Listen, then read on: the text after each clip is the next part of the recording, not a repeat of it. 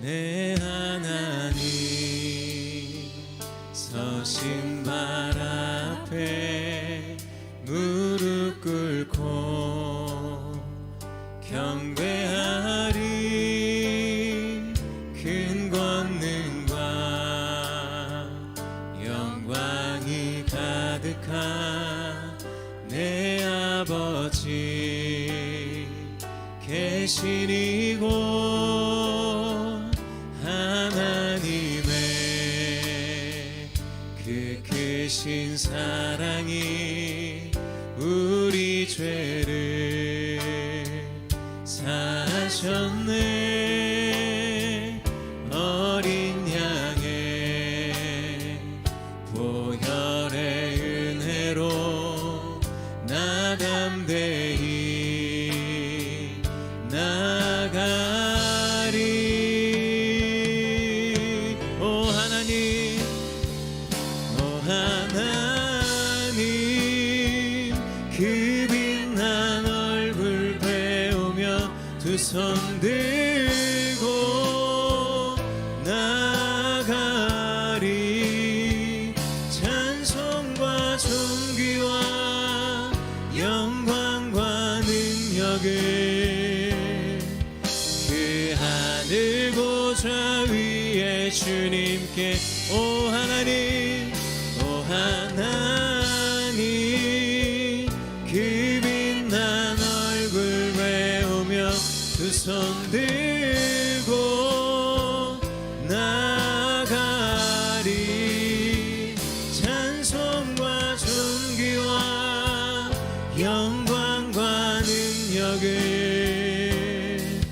그 하늘 보좌 위에 주님. 찬송과 존귀와 찬송과 존귀와 영광과 능력을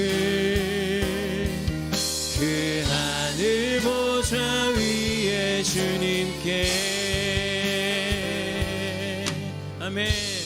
찬송받기 합당하신 주님께 큰 영광의 박수 올려드립시다. 아멘.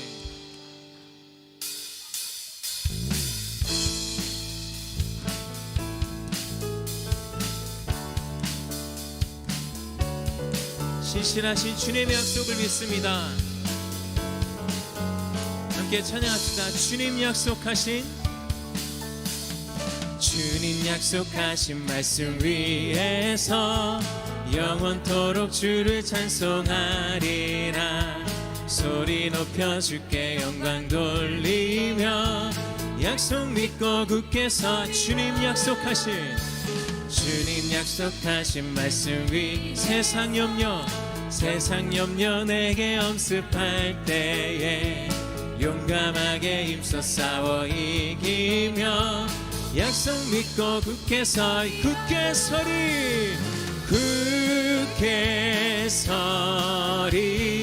영원하신 말씀 위에 굳게 서리.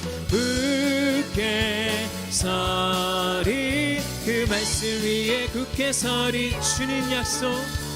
주님 약속하신 말씀 위에서 영원하신 주의 사랑 힘입고 성령으로 힘써 싸워 이기며 약속 믿고 굳게. 주님 약속하신 말씀 위에 영원하신 주의 사랑 힘입고 성령으로 힘써 싸워 이기며 약속 믿고 굳게 서리.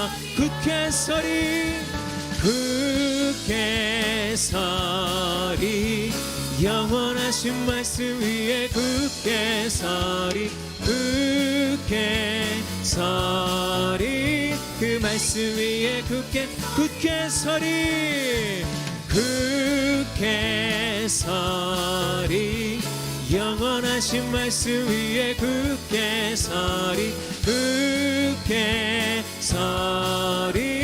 그 말씀 위에 굳게 서. 주님 약속하신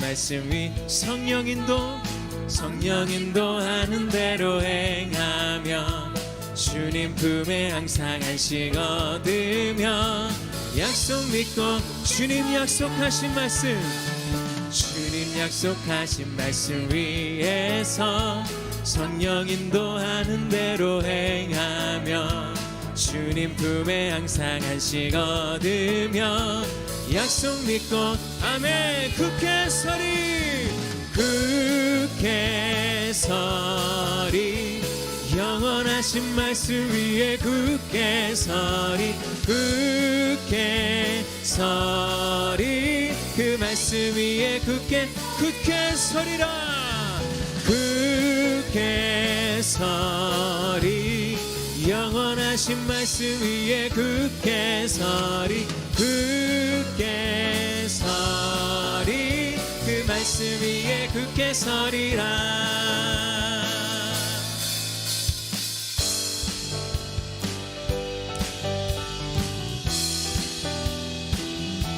우리의 왕 되신 주님의 이름을 찬양합니다. 왕 되신 주께 감사세 그 사랑 영원하리라 모든 것 위에 뛰어나신 주 그 사랑 영원 능력의 손과 여신탈로 그 사랑 영원하리라 거듭난 영혼들을 위하여 그 사랑 영원 찬양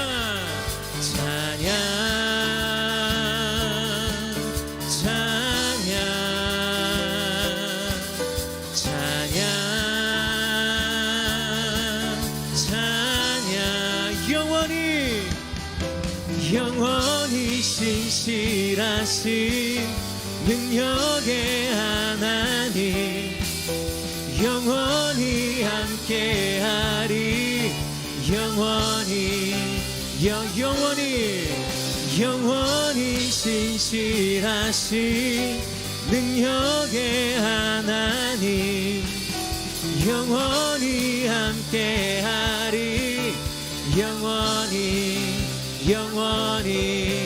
영원히 해 뜨는 데서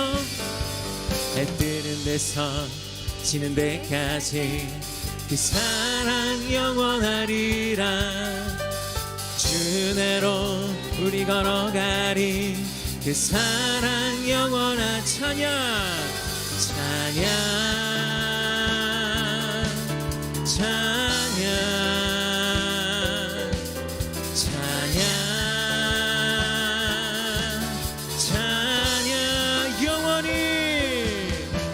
영원히 신실하신 능력의 하나님 영원히 함께하리 영원히 신실하신 능력의 하나님 영원히 함께하리 영원히 찬양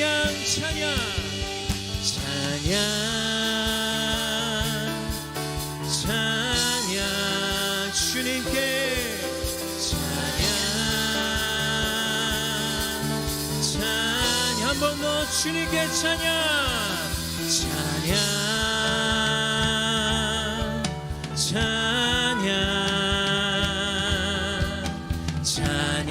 우리 큰 소리로 찬양해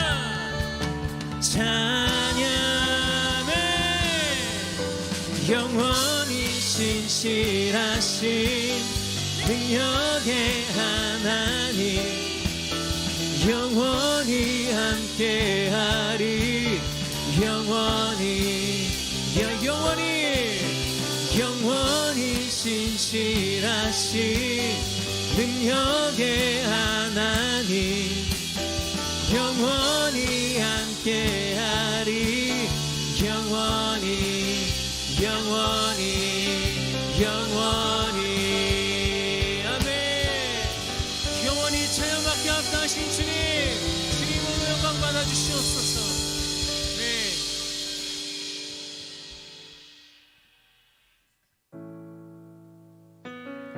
모두 자리에 앉아서 함께 계속해서 예배 드리시겠습니다.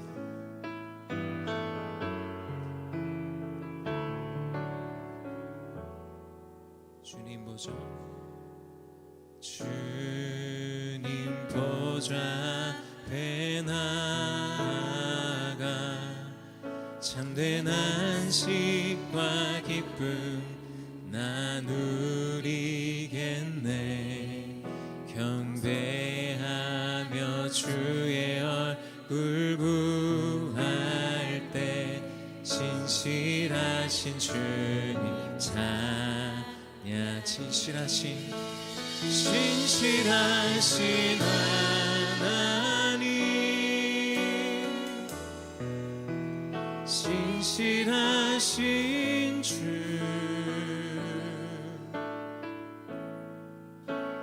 나의 주 하나님은 신실하신 주님. 다시 한번 주님 보좌 앞에 나가, 주님 보좌 앞에 나가 참된 안식과 기쁨 나누리겠네. 경배하며 주의 얼굴 구할 때 신실하신 주님 찬양. 기도 들으시는 하나님, 기도 들으시는 하나님, 폭풍 속에 내 등불 내 노래시라. 주의 날개 아래는 내 맘 시리니 신실하신 주님 찬. 신실하신 하나님, 신실하신 하나님, 신실하신 주, 나의 주 하나님은 신실하신 주님. 신실하신 하나님,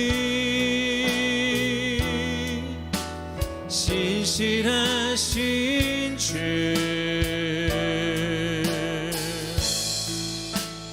나의 주 하나님은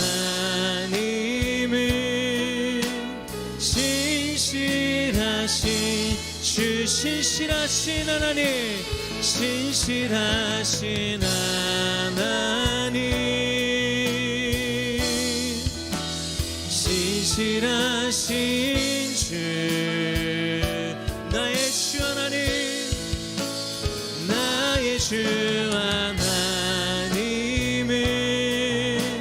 신실한. 우리의 마음의 고백으로 다시 한번 찬양합니다. 신실하신 하나님, 아멘. 신실하신 주,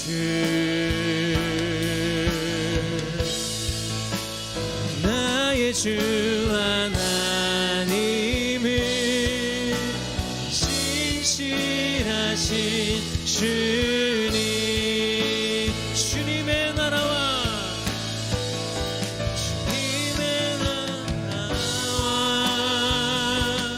뜻이 나의 삶 속에 임하시며 주님 알기를 주만 보기를 소망해.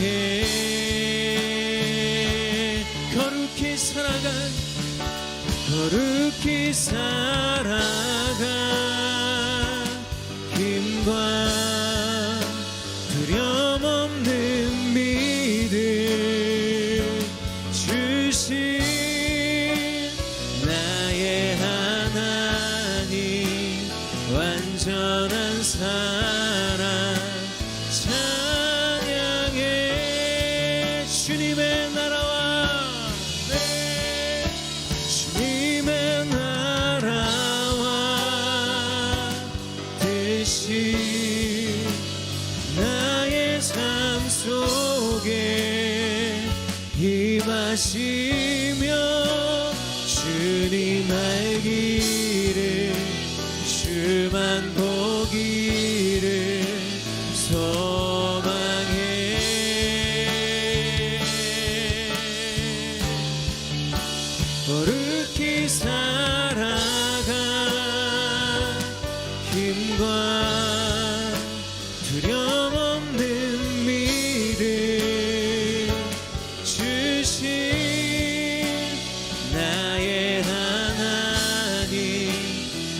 완전한 사랑 찬양해.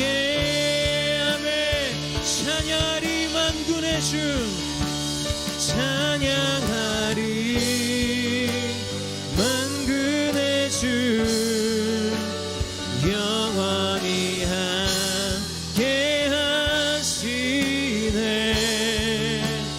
존귀하신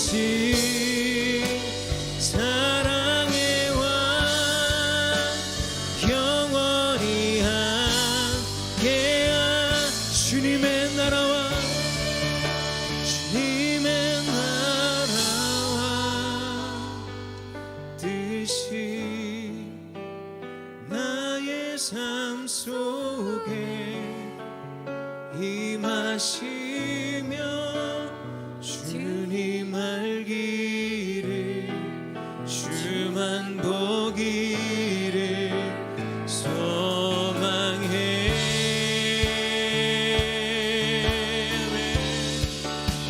거룩히 살아갈 힘과 두려움 없는 믿음 주신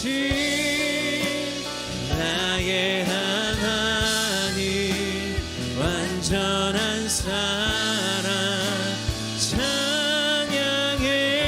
주님의 나라와 주님의 나라와 뜻이 나의 삶 속에 임하시며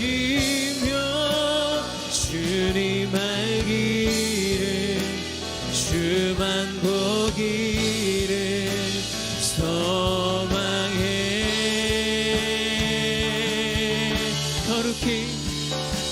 거룩히 살아갈 힘과 두려움 없는 믿음 주신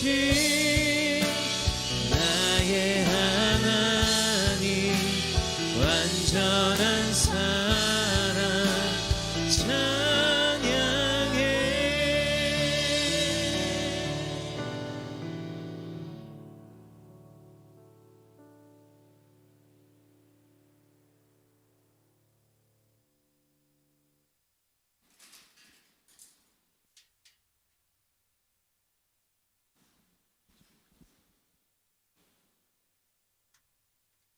삶의 주관자가 되시는 하나님, 오늘도 예배의 자리에 불러주심에 감사합니다.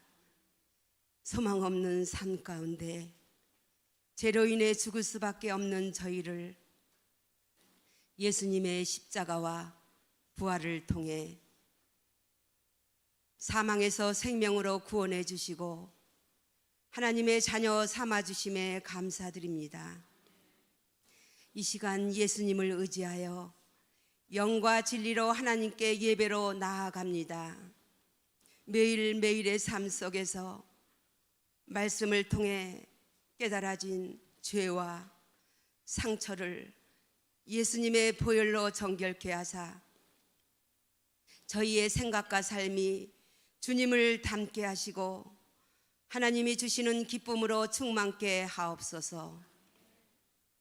나라와 민족을 위해서 기도합니다. 대한민국의 그리스도인 공직자들이 모든 영역에서 성령 충만하여 신앙적 양심과 성경적 가치관을 굳게 붙들고 직무에 임하게 하옵소서.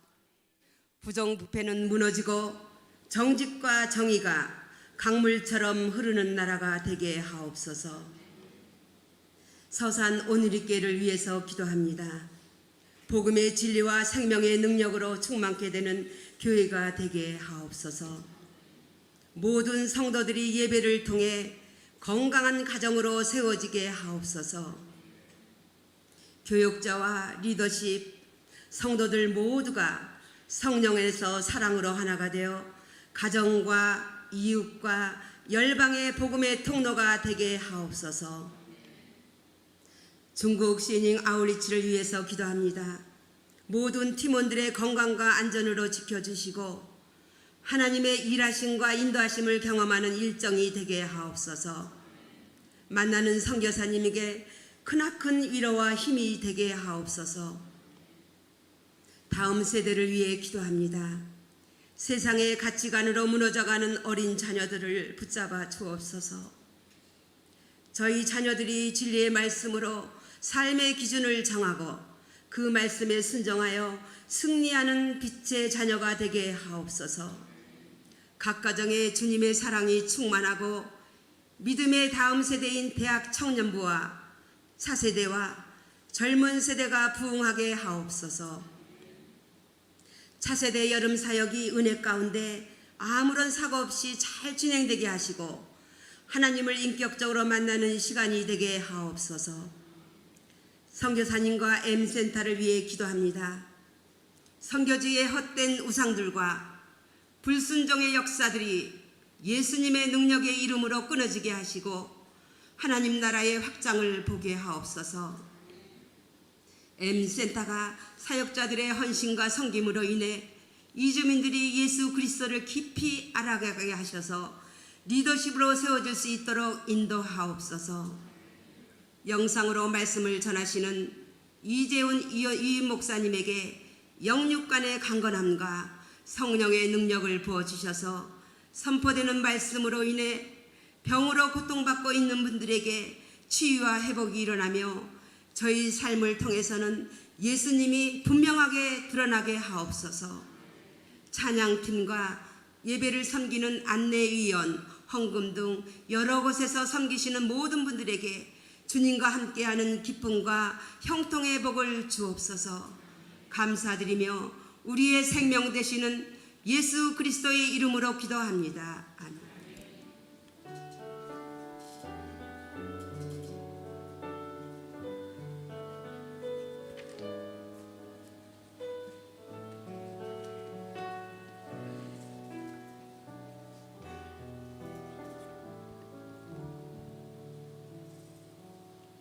날렐레 우리 일부 예배에 오신 모든 성도님들을 환영합니다. 우리 좌우에 계신 분과 이렇게 인사하겠습니다.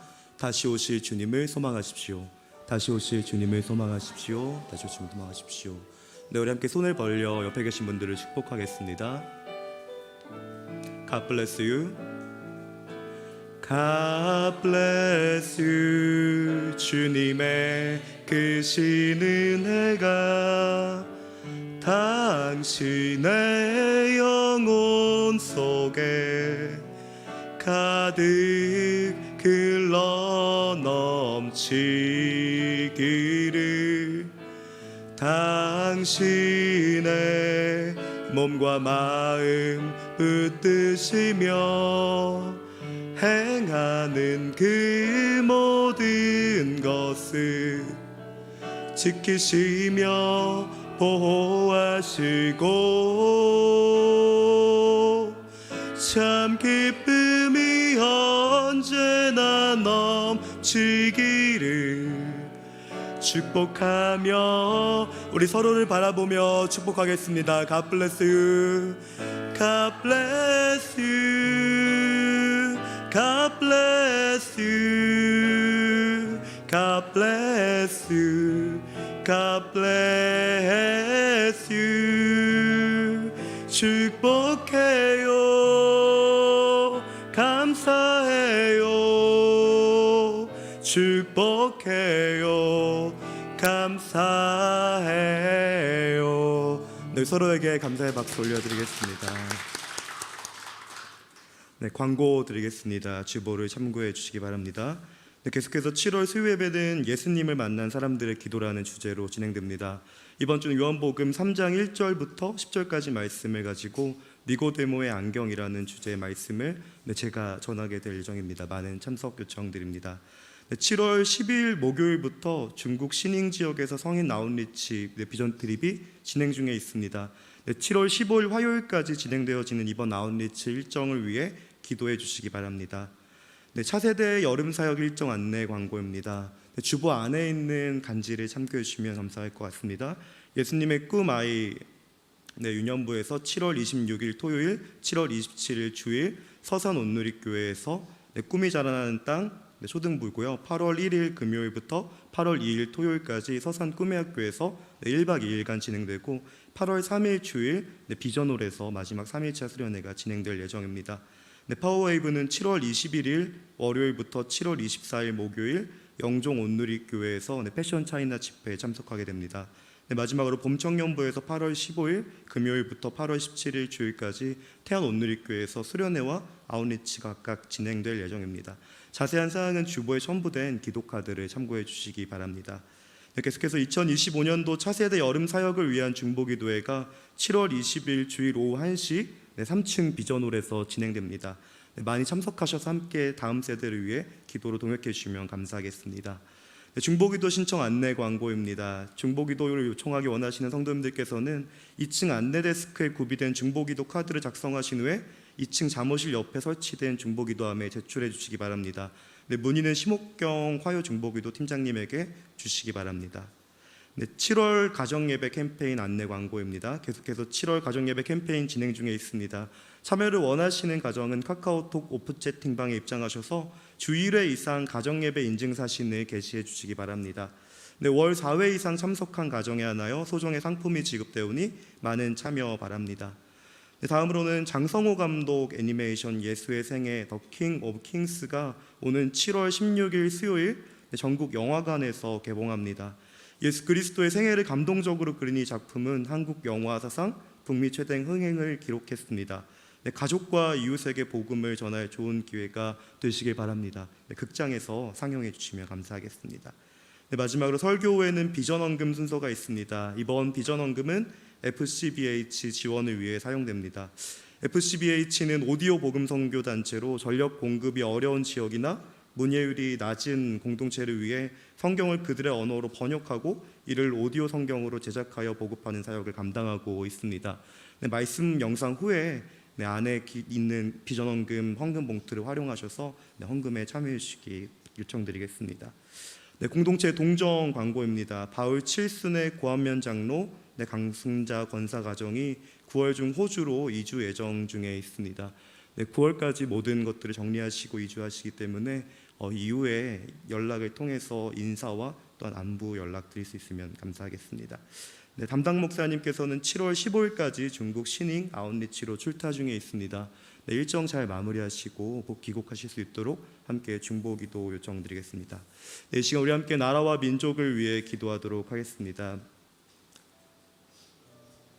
특별히 여름 사역과 또한 진행되어진 아웃리치와 이 모든 사역들을 통해 하나님 한 분만 영광 받을 수 있도록 기도할 수 있으면 좋겠습니다. 아울러서 이 더운 계절에 어려움과 힘든 우리 모든 가정과 이웃들을 생각하시면서 하나님께서 그들 가운데 평안을 주시고 또한 이 나라 가운데 평안을 더해달라고 우리 이런 여러 가지의 기도의 제목들 가지고 함께 기도했으면 좋겠습니다. 기도합시다.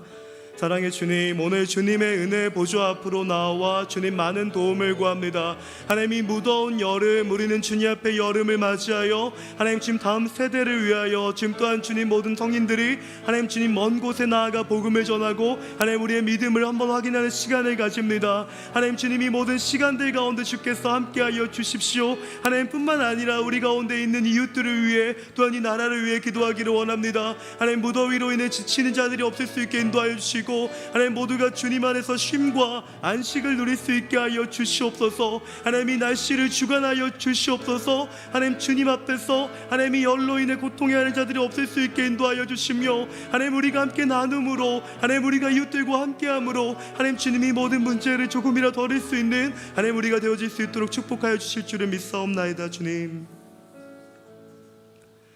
사랑의 주님, 이 무더운 여름 가운데에 우리 가운데 나가서 복음을 전하고 다시 한번 주님 앞에 우리의 믿음을 돌아보는 시간들을 주심에 감사합니다.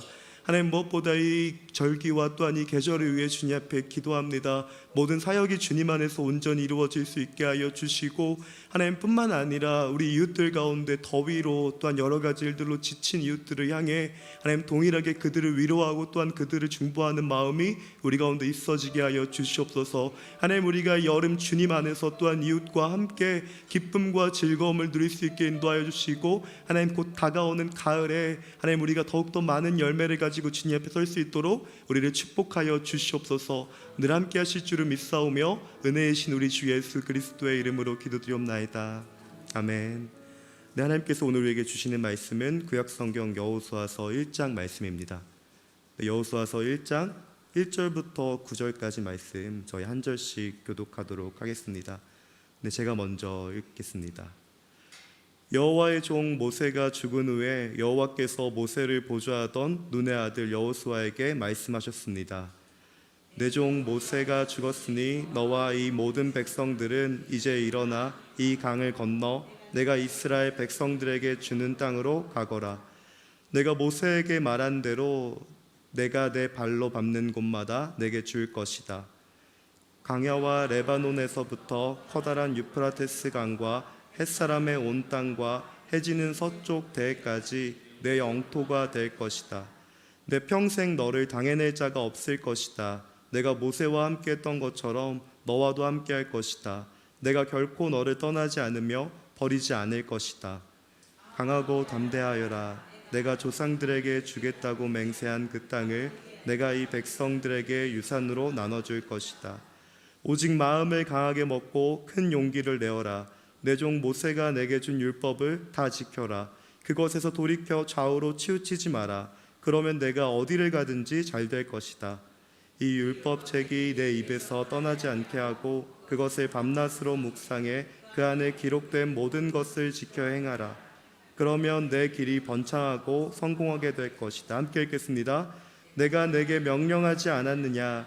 강하고 담대하여라. 두려워하지 말고 낙심하지 마라. 내가 어디를 가든 여호와 내 하나님이 너와 함께 할 것이다. 아멘. 이것은 주님의 말씀입니다. 네, 오늘은 이재훈 위임 목사님께서 영상을 통해 당신의 가나안에 정복하라 라는 말씀의 주제의 말씀을 전해주시겠습니다. 많은 은혜 받으시기 바랍니다. 구약 역사에 있어서 매우 중요한 전환점 중에 하나가 광야 시대를 마치고 약속의 땅 가나안으로 들어가는 시점입니다. 이 시점의 역사를 기록한 책이 여호수아서입니다. 금주부터 여호수아서 강해를 시작합니다. 이 역사적 전환점은 광야에서의 시험과 방황을 끝내고 이제 하나님께서 약속하신 땅 가나안 땅에 들어가 그 땅을 정복함으로써 그 역사의 새로운 시대를 여는 그런 중요한 전환점이기 때문입니다. 이 역사적 전환점을 통해서 예수 그리스도의 구원을 우리에게 설명해 주고 있는 책이 여호수아서입니다. 여호수아서에는 여러 가지 흥미진진한 이야기들이 많이 있습니다. 이 정복의 과정 중에서 나타나는 여러 이야기들을 우리를 빠져들게 하는 그런 흥미로운 이야기들이기에 주일학교에서부터 여러 신앙 교육의 장에서 많이 사용이 됩니다. 그러나 우리가 결코 간과할 수 없는 중요한 관점, 우리에게 도전을 주는 문제를 우리는 넘어서야 합니다. 그것은 하나님께서 그 약속의 땅 가나안으로 이스라엘을 인도하실 때 그 땅에 있는 모든 이들을 진멸하라고 명령하셨기 때문입니다. 호흡이 있는 자는 하나도 살려두지 말라. 이러한 명령에 대하여 이스라엘이 순종하며 그 땅을 진멸해가는 모습에 대하여 현대적인 윤리와 또 인권의 관점으로만 해석하는 사람들은 성경의 권위를 부정하는 근거로 사용하기도 합니다. 대표적인 이 시대 무신론자인 리차드 도킨스 같은 사람은 이스라엘이 가나안 땅을 정복한 것은 히틀러가 폴란드 땅을 정복하고 주변 나라들을 침략한 것과 무엇이 다르냐라고 말하면서 여호수아서를 공격함으로써 성경의 권위를 무너뜨림으로 우리의 믿음을 부정하는 그러한 영향력을 미치고 있습니다. 집단 학살이다, 또 혹은 인종 청소다, 이런 평가를 내리면서 성경을 믿을 수 없는 책, 성경이 하나님의 사랑의 하나님이라고 하면서 이렇게 무참한 진멸을 명하시는 하나님은 믿을 수 없는 하나님이다 라고 부정하는 것이죠. 이러한 견해와 달리, 그런 견해는 주장하지 않지만 이러한 정복의 이야기는 후대 왕들이 과거의 역사를 미워하기 위해서 짜집게 된, 그리고 편집된 이야기다. 요시야 왕과 같은 종교 개혁을 일으키는 사람들이 과거 선조들의 역사를 만들어낸 이야기다 라는 등등의 이야기로 이 정복 이야기를 넘어서려고 합니다. 그러나 이런 견해들 모두가 여호수아서에 나타난 이야기의 역사성, 사실성을 부정하는 것입니다. 여호수아의 역사성이 무너지면 여호수아만 문제가 되는 것이 아니라 성경 전체가 무너지게 됩니다. 왜냐하면 여호수아서의 위치상 모세오경과 그 이후에 나오는 역사서의 고리와 같은 역할, 다리와 같은 역할을 하고 있기 때문입니다. 만일 여호수아서의 역사성이 부정되면 성경 전체의 역사성이 부정됩니다. 성경 66권은 서로 거미줄처럼 서로 연결되어 있고 유기적으로 하나가 되어 있기 때문에 성경의 어느 한 권이 부정되면 성경의 66권 모든 책들이 다 부정되는 결과를 빚고 맙니다. 우리는 여호수아에서에 나타난 이 정복 이야기를 어떤 관점으로 받아들여야 될까요? 가장 중요한 것은 성경 66권 자체에서 어떤 흐름과 이야기로 연결되어 있는가를 살펴보아야 합니다. 성경 66권을 우리는 정경, 캐논이라고 부릅니다. 그것은 하나님께서 66권만을 성경으로 인정하셨고 영감하셨다는 것을 믿는 것, 이것을 정경이라고 말하죠. 이 66권 정경의 울타리 내에서 이 정복 이야기를 해석할 수 있어야 합니다. 그래서 하나님께서 아브라함을 택하시고 그리고 그 이후에 모세를 통해서 주신 약속들, 이 모세오경에 나타난 하나님의 약속들이 성취되었다는 것을 보여주는 역사가 여호수아서이기 때문입니다. 가장 먼저는 아브라함에게 하나님께서 주신 약속이 이루어지는 과정이라는 것을 보여줍니다. 대표적으로 창세기 15장 16절의 말씀을 보시죠. 같이 읽어볼까요? 시작. 내 자손은 4대 만에 여기로 돌아올 것이다. 이는 아모리 족속의 죄악이 아직 가득 차지 않았기 때문이다. 하나님께서 아브라함에게 자손을 번성케 하고 또 약속의 땅을 유업으로 주시고 복의 근원이 되게 하시겠다는 약속을 주셨습니다. 아브라함은 믿을 수 없었습니다. 아브라함과 사라가 나이가 많았기 때문이죠.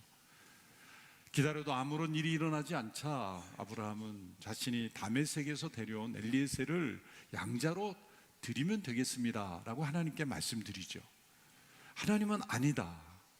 양자가 잘못됐다는 게 아니라 내 몸에서 태어날 것이다 라는 약속을 확인시켜 주십니다. 그것이 창세기 15장의 시점이죠. 밖으로 데리고 나가 별을 보여주시면서 그 별과 같이 너희 후손이 많아질 것이다 라는 그 말씀을 주시는 가운데 이 말씀이 주어진 겁니다. 그러므로 비교적 초기에 아브라함을 부르시고 아브라함이 아직 하나님의 약속에 대하여 믿음으로 따라가지 못하는 그 시점에서 하나님께서 15장 16절의 말씀을 주셨습니다. 그런데 이 말씀 속에는 장차 어떤 역사가 펼쳐질지를 미리 예언해 주시는 말씀입니다. 이 말씀을 보면 전반부에는 4대 만에 여기로 되돌아올 것이다. 바로 출애굽의 역사를 미리 말씀하신 거죠. 4대 동안 약 400년 동안은 이집트에서 보내게 될 것이다. 그 이유가 무엇일까요? 이집트라는 당시의 최강대국을 통해서 아브라함의 후손들을 번성케 하신 것입니다. 애굽왕 바로가 두려워할 만큼, 그리고 추방시키지 않고 종으로 이용해서 그들을 노동력으로 이용하여 착취하고 싶은 만큼, 그리고 그 히브리 민족의 그 후손들이 태어나면 다 죽여버리고 싶을 만큼 위협이 되는 그런 수로 번성했다는 겁니다. 하나님의 놀라운 섭리죠. 요셉을 억울하게 종으로 팔아 감옥에 넣고 또 총리가 되게 하고, 그런 과정을 통해서 하나님께서 아브라함에게 주신 약속을 이루신 것입니다. 그런데 그것만이 아니라 이제 다시 출애굽을 시키신다는 거예요. 4대 만에 다시 돌아오게 한다. 그 출애굽을 통해서 하나님께서 이루시고는 계획이 있습니다. 그것은 주시겠다고 하는 땅을 주시는 겁니다. 1차적으로는 자손에 대한 약속이 이루어졌죠. 4대의 과정을 통해. 그리고 다시 그 자손이 되돌아옴으로써 하나님이 약속하신 가나안 땅을 차지하게 하셨다는 거예요. 자손에 대한 약속이 먼저 이루어지고 땅에 대한 약속이 이어서 이루어지는 것은 논리적으로 맞는 것이죠. 많은 사람들이 있어야 땅이 필요한 것이니까요. 자손을 먼저 번성케 하고 그 다음에 그 약속의 땅으로 인도하셨는데, 그 땅으로 인도하시는 목적이 그 15장 16절 후반부 이렇게 되어 있습니다. 아직 아모리 족속의 죄악이 가득 차지 않았기 때문이다. 이 말씀은 아모리 족속은 당시 가나안 족속들의 대표적으로 가장 많은 민족이었기 때문에 아모리 족속은 가나안 땅에 있는 족속들을 대표하는 것입니다. 그들의 죄악이 아직 가득 차지 않았다. 이것은 하나님께서 이스라엘 백성을 애굽에서 이끌어내신 목적이 그들에게 주신 땅의 약속, 자손의 약속, 축복의 통로가 되게 하신다는 약속을 이루는 것이며, 동시에 그 이면에 포함된 목적은 가나안 족속의 죄악에 대한 하나님의 심판의 도구가 되게 하신다는 겁니다. 하나님은 이 시점에서 이미 가나안 족속은 심판을 향하고 있다라고 하는 것을 말씀하신 겁니다. 그런데 아직은 아니다. 아직 죄악이 가득하지 않았다라는 것은 하나님께서 오랫동안 그들의 죄악을 지켜보고 계셨으나 이제 앞으로도 400년을 더 인내하며 지켜보신다는 거죠. 당시에 가나안 족속의 죄악이 얼마나 끔찍했는가를 여러 역사적 자료를 통해 우리는 알 수가 있습니다. 가장 심각한 것이 우상을 숭배하는데 자녀를 불태워서 제물로 바치는 그러한 우상 숭배가 성행했다는 거죠. 얼마나 끔찍합니까? 그 밖에도 동물과의 간음이나 또한 근친상간이나 오늘 이 시대에도 끔찍하게 일어나는 그런 일들보다 더 심한 그런 일들이 빈번하게 일어나는 지역이었다는 겁니다. 그걸 어떻게 할 수 있냐면 레위기나 신명기 같은 경우에 보면 하나님께서 금하신 그러한 법의 내용들, 특별히 신명기는 장차 들어갈 땅에서 그들이 그 땅의 문화나 또 유혹이나 시험에 넘어가지 않게 하기 위해서 예방주사 차원에서 주신 말씀이죠. 하나님께 주신 율법을 다시 강조하면서 기억하게 하는 말씀이 신명기 말씀이기 때문이죠. 그 내용에 보면 그런 내용들이 나와요. 가나안 족속들이 얼마나 위험한 족속인가, 왜 그들과 단절하게 하는가. 그러므로 이스라엘 백성이 가나안을 정복하는 것은 어떤 인간의 탐욕에 의해서 영토를 확장하기 위해서, 인종을 청성하기 위해서 벌인 전쟁이 아니라, 탐욕의 전쟁이 아니라 한 지역과 한 민족에 대해서 하나님께서 오랫동안 참고 인내하시는 가운데 더 이상 그들의 죄악을 인내하실 수 없는 지경에 이르렀을 때 하나님의 공의로운 심판이 임하는 통로로서 이스라엘을 사용하셨다는 겁니다. 그래서 그 전쟁은 의로운 거룩한 전쟁이라고 말씀하고 있는 것입니다. 그 예로 그 전쟁에서 승리하였을 때 전리품을 하나도 소유하지 못하게 명령하셨죠. 진멸하라라는 그 단어를 히브리어로 헤렘이라고 하는데, 그것은 하나님께 온전히 바쳐진다는 의미가 포함되어 있는 거예요.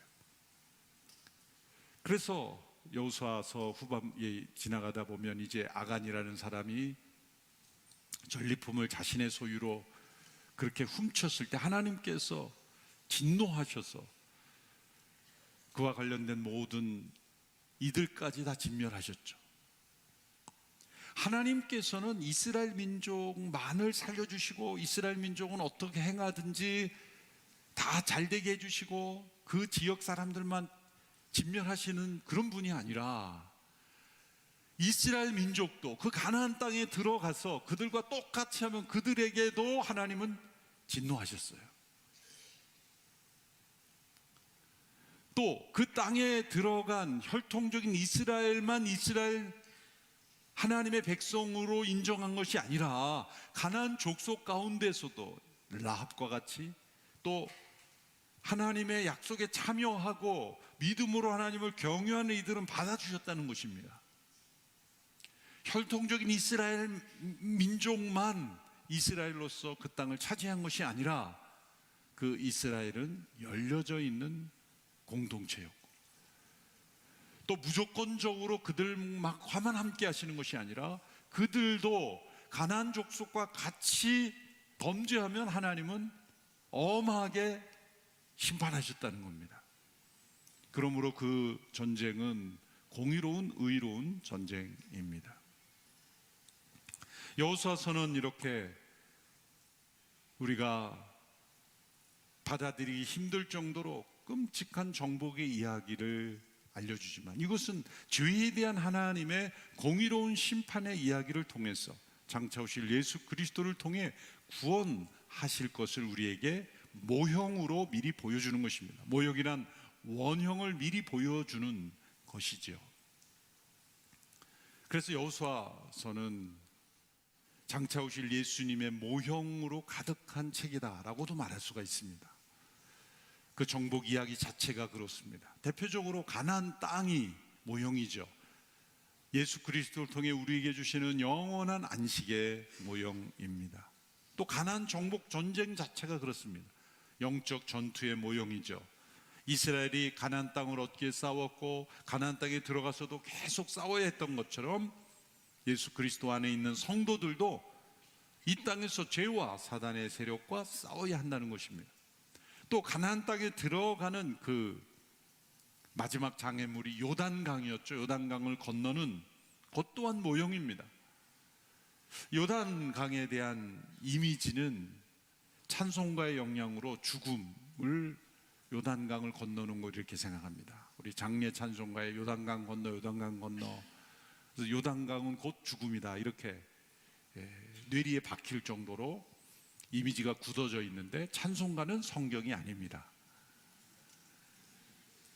찬송가가 가끔 우리를 조금 당황스럽게 하는 게 있어요. 우리가 어렸을 때부터 크리스마스가 되면 동방박사는 새 사람이다.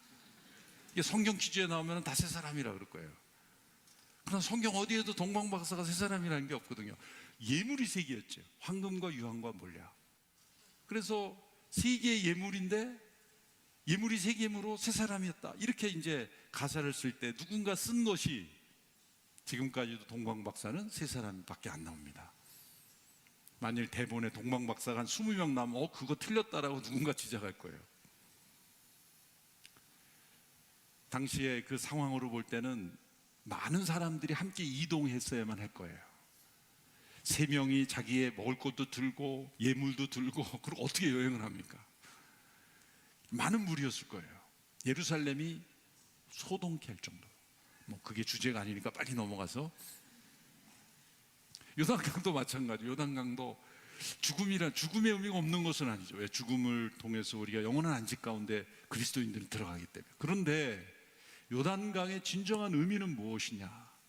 왜냐하면 광야 시대를 끝내고 그것은 죄 가운데 방황했던 시대가 끝나고 이제 하나님께서 약속하신 풍성한 삶으로 들어가는 것이기 때문에 이것은 로마서 6장에 나오는 세례의 모형이라고 보는 것이 더 중요한 것입니다. 예수 그리스도와 함께 십자가에서 죽고 부활의 새 생명으로 살아가는 이 풍성한 삶으로 변화되는 이 세례의 체험, 이것이 요단강을 건너는 거예요. 강을 건널 때, 그 깊은 물을 건널 때 우리의 죄가 예수 그리스도의 그 십자가의 보혈로 씻음받아 그 십자가에서 옛사람이 죽고 강에서 나올 때 우리가 새 생명으로 살아가는 것.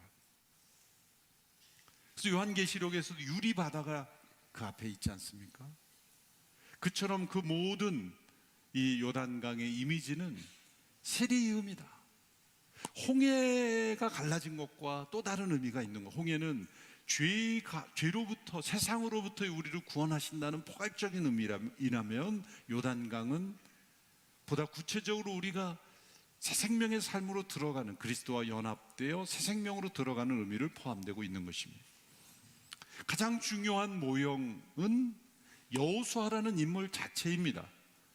여호수아가 구원자 예수 그리스도의 모형이기 때문이죠. 여호수아라는 이름은 히브리어로 예호수아 이렇게 부릅니다. 이 예호수아를 헬라어로 하면은 이에수스라고 번역을 한 거예요. 구약을 헬라어로 할 때. 그래서 예호수아와 이에수스는 사실 같은 의미입니다. 구약에서는 여호수아라고 불러, 우리는 여호수아지만 예호수아고, 헬라어로는 이에수스, 그것을 우리말로 예수, 영어로는 지저스 이렇게 번역을 해간 것이죠.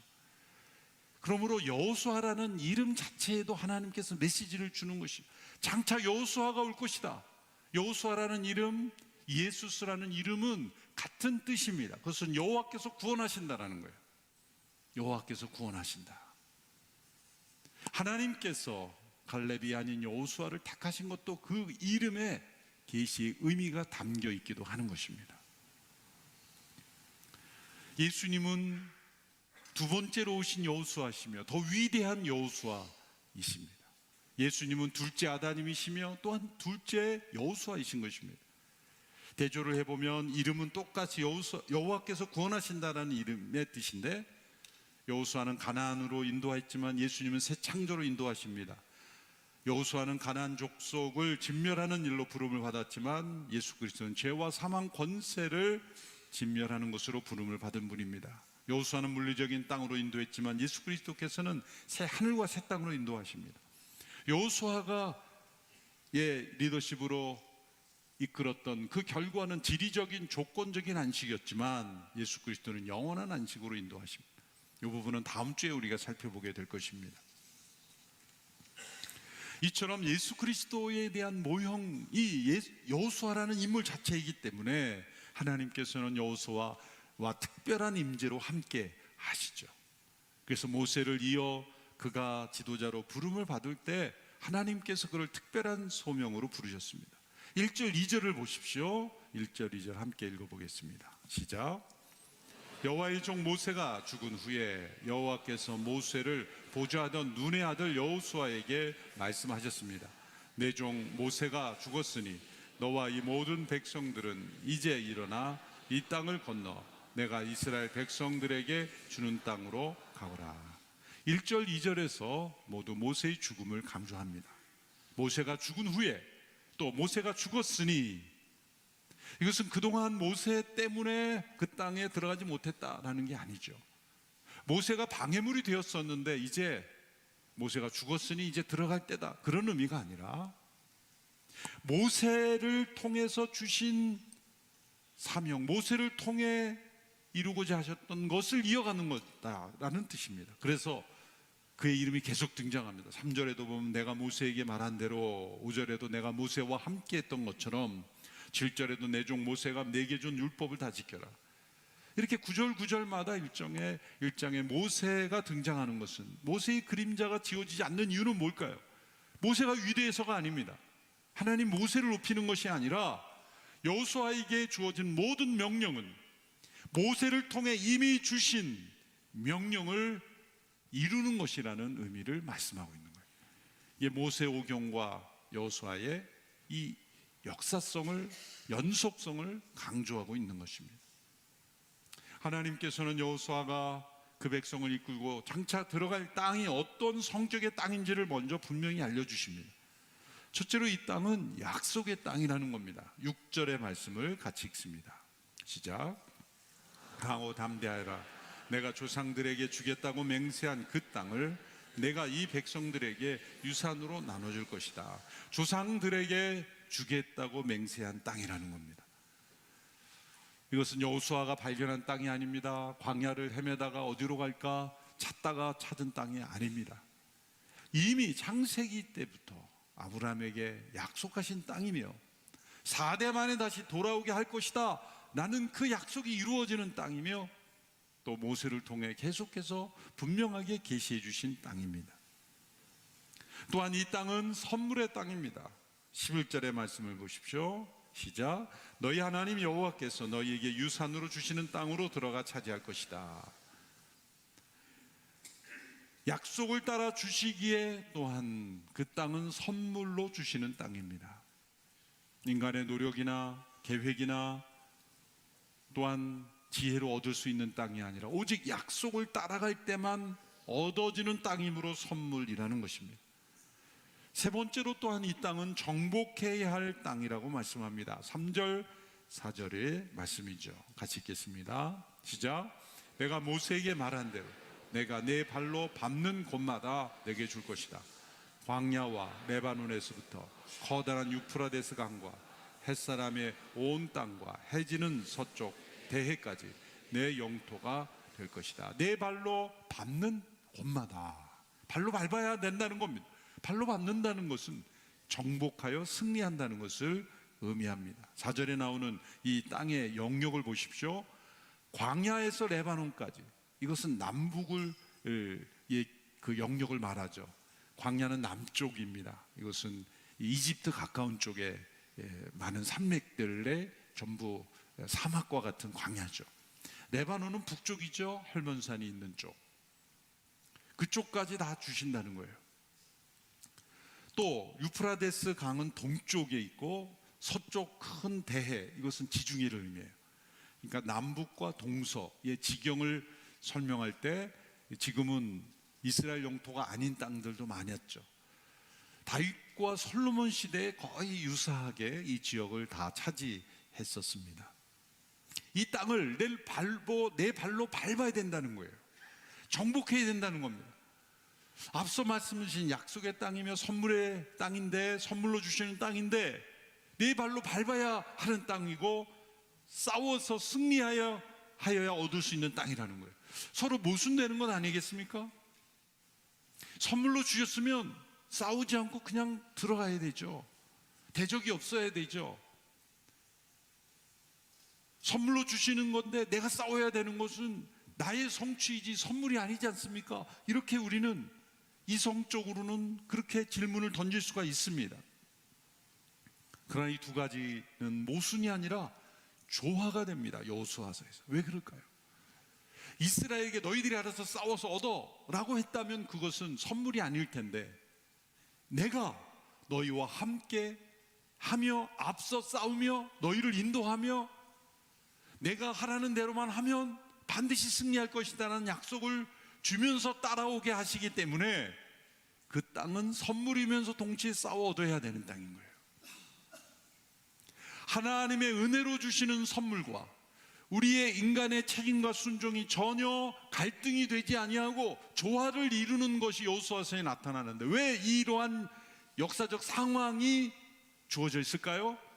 우리가 받은 구원이 그렇기 때문입니다. 우리가 받은 구원과 영생은 하나님의 선물입니다. 로마서 6장 13절에 하나님의 은사, 하나님의 선물은 그리스도 예수 안에 있는 영생이라고 말씀하셨습니다. 영원한 생명은 인간의 노력과 지혜로 얻을 수 있는 것이 아닙니다. 오직 예수 그리스도 안에 있는 은혜로 선물로 주시는 것입니다.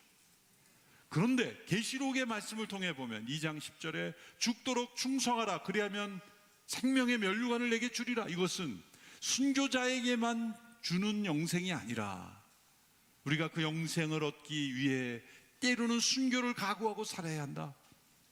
영생은 우리가 이 땅에서 믿음의 싸움을 싸워 얻어야 할 면류관과 같은 것이다 라는 말씀인 거죠.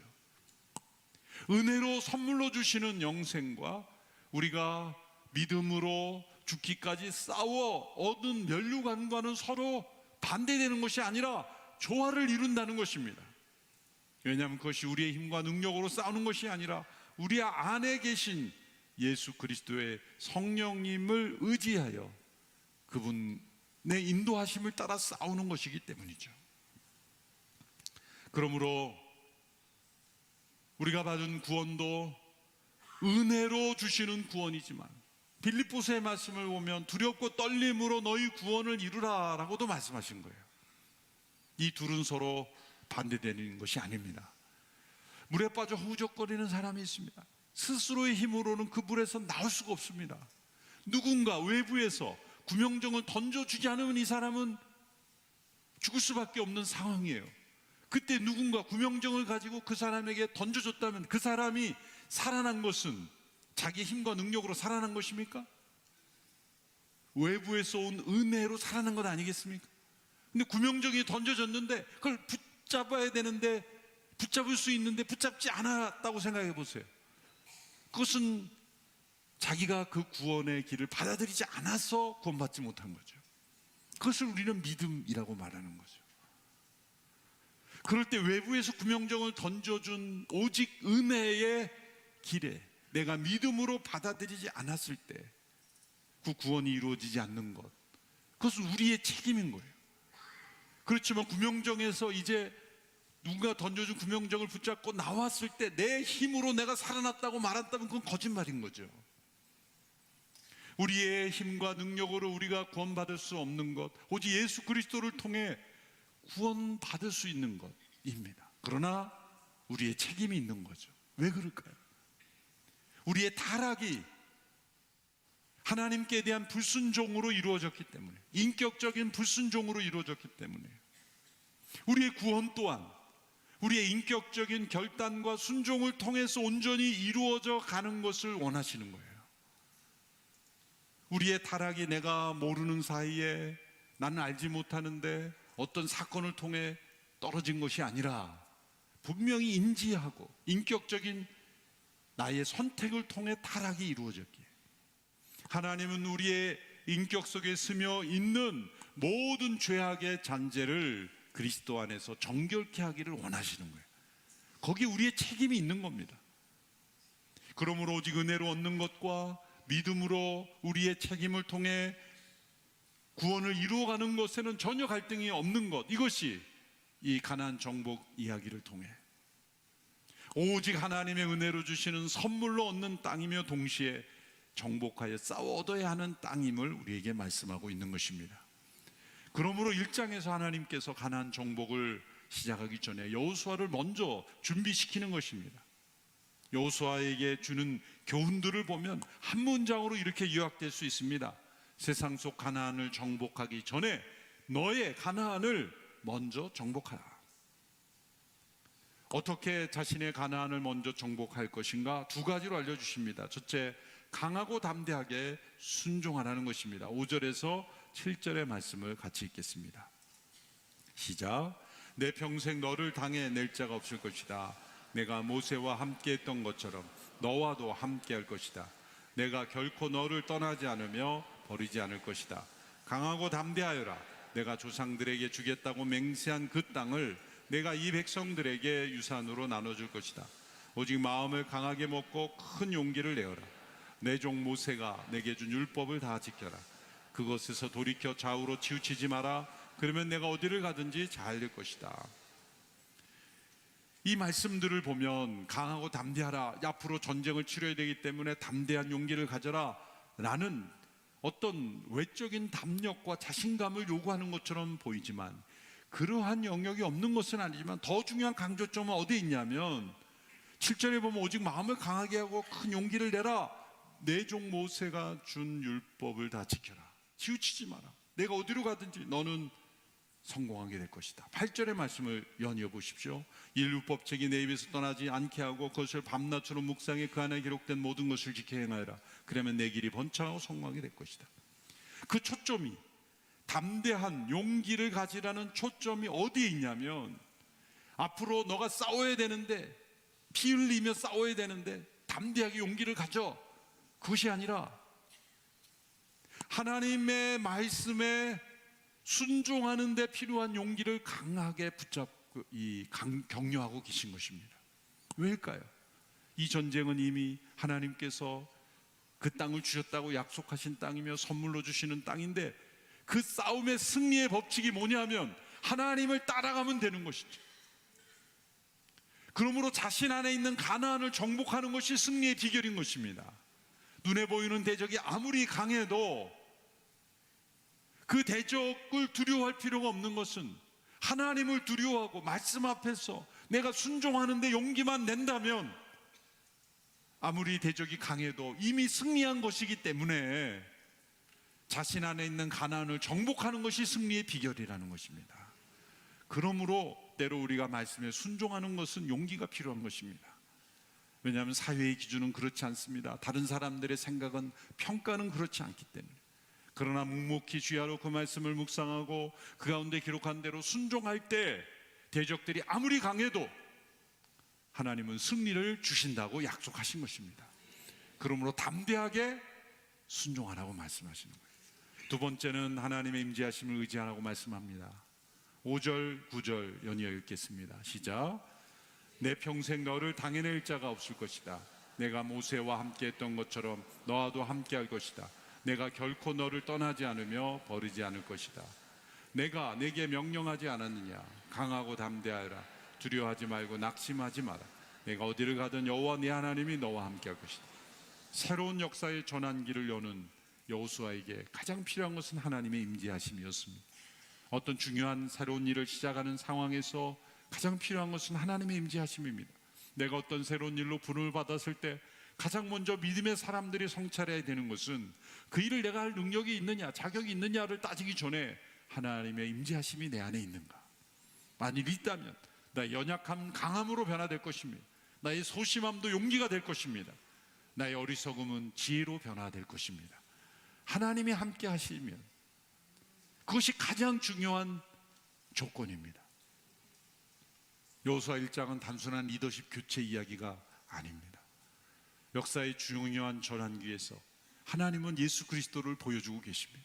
더 위대한 여호수아, 그분을 통해 우리에게 약속하신 승리를 우리에게 약속하고 계십니다. 세상의 대적들이 아무리 강해 보여도 내 안에 있는 가나안을 먼저 정복하는 믿음의 순종이 있을 때 그 가나안은 이미 승리로 우리에게 주어졌다는 것, 이것을 우리에게 말씀하고 계십니다. 기도하겠습니다.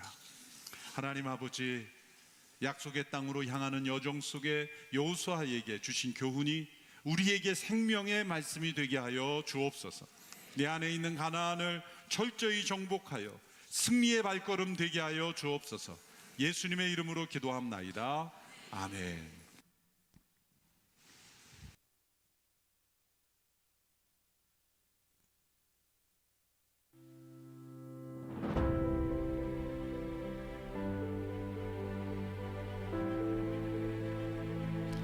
The Faith Come Aspiring Ministry was started 52 years ago by my parents. Began to record the scriptures in all the languages of the world. We had never known that the majority of people in the world are functionally illiterate and live in oral cultures.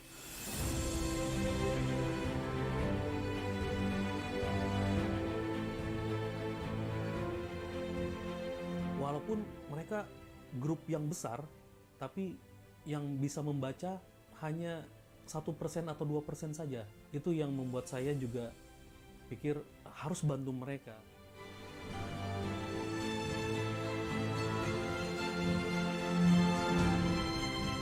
The problem was they live in some of the poorest areas of the world. They have no electricity, they're distant, remote.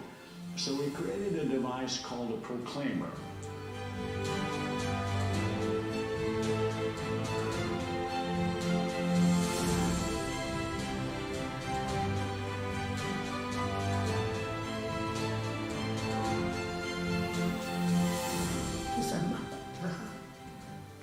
Ini bagus sekali cerita ini dan sabda-sabda Tuhan Yesus semua dari bahasa Bali.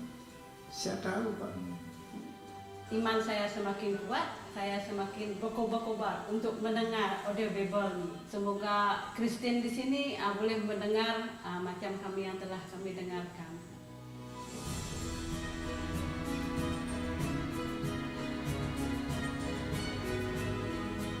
And that's what we'd like you to help us do, is provide an audio Bible to people who cannot read, who when they hear the Word of God in their own language, they laugh and they cry.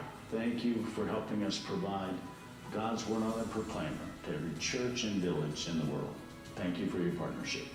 FCBH 사역을 온누리교회 성도들에게 소개하고 함께 기도하고 후원할 수 있게 된 것 기쁘게 생각합니다. 지난 25년 동안 이 단체는 복음을 들어야 될 많은 영혼들에게 복음을 전하는 데에 신실하게 헌신해 왔습니다. 특별히 많은 사람들이 글을 읽지 못하는 사람들에게 오디오를 통해 하나님의 말씀을 전해왔습니다. 단순하지만 매우 강력한 효과가 있는 방법들입니다. 비전언급을 통해 이들에게 더 힘을 불어주고 격려하며 함께 연합하는 계기가 될 수 있게 되기를 바랍니다. 감사합니다.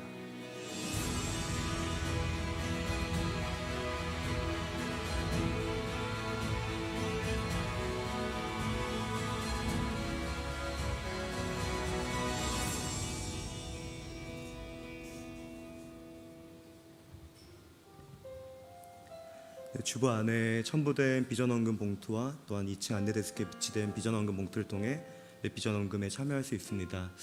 더욱더 많은 나라의 복음을 전하는 이 귀한 사역에 동참해 주시기 바랍니다. 우리 함께 다 같이 잘 일어나셔서 봉헌 찬양 드리시도록 하겠습니다.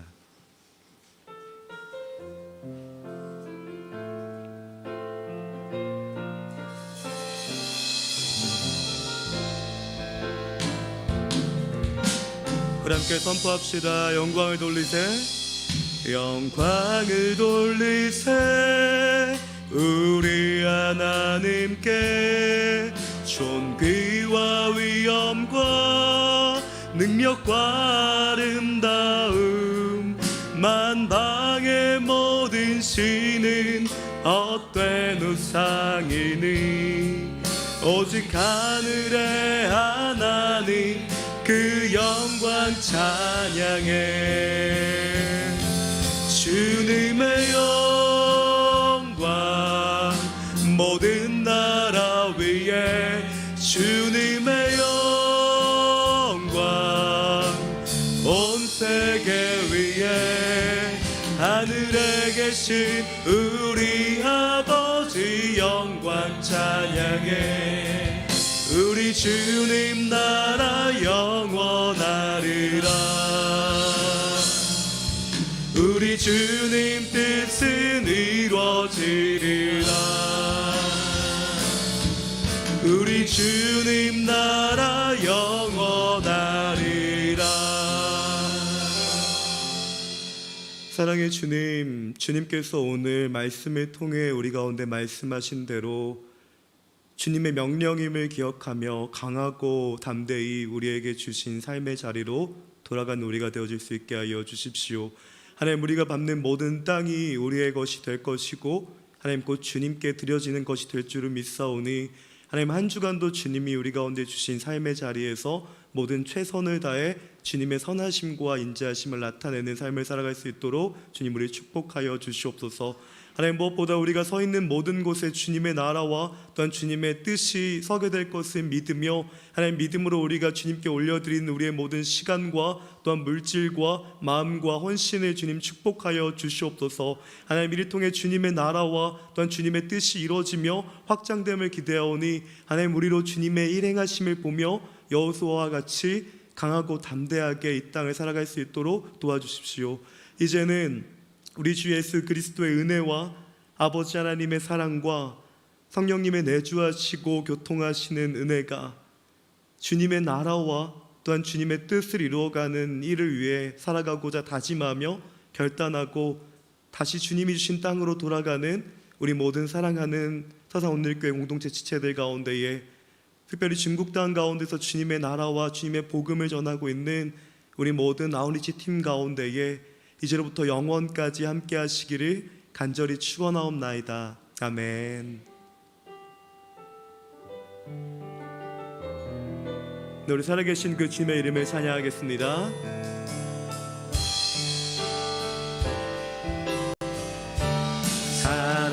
살아계신 주,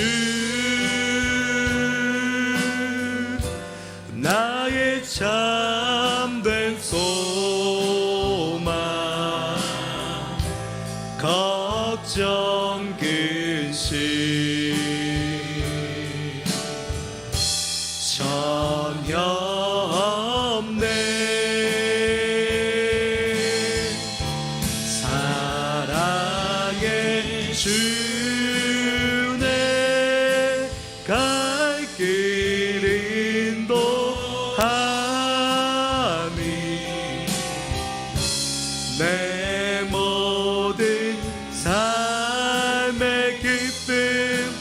내 주 만나네. 늘 그 주님께 영광의 박수 올려드리시겠습니다. 아멘. 우리 이상으로 1부에 마치도록 하겠습니다.